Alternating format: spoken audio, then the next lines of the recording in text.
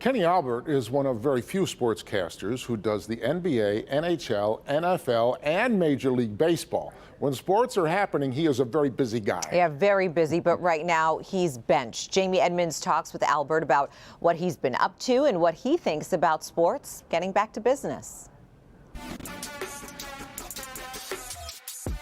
Kenny Albert was in Denver with the New York Rangers, and that was the night the NBA suspended its season and everything changed.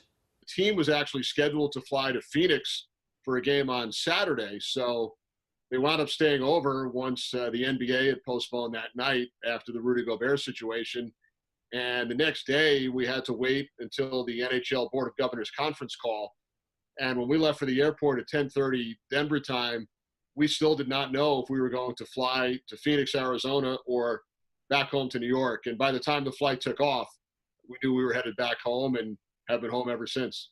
Albert is at home in New Jersey. He says he's enjoying this downtime with his family, but he's itching to get back to sports. He's one of the few broadcasters who calls it all. You have to be real organized, and there are some crazy stretches. October, for example, I've had stretches where I worked 4 different sports in the course of 7 to 10 days during the baseball playoffs, NFL regular season, NHL regular season, basketball preseason.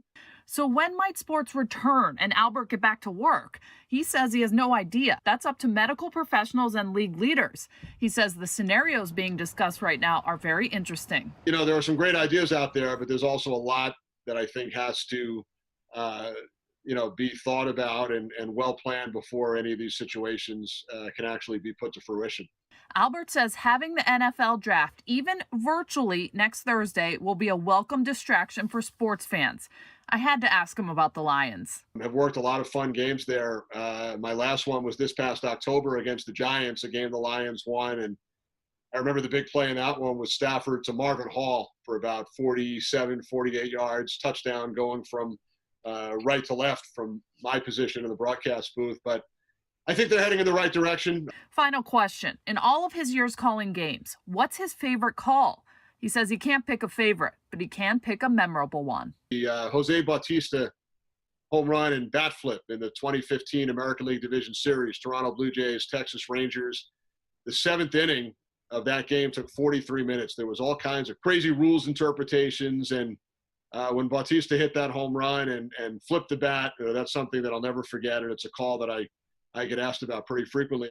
Albert said it helped to have a famous dad, and he learned a lot from the great Marv Albert. But he also put in the work himself. He said he used to take tape recorders and broadcast high school games. So if you're a future broadcaster out there, Albert says get as much experience as you can. Steve, Sandra, back to you. Boy, he has seen some big moments. Yeah, he has. And that's great advice, too, isn't it?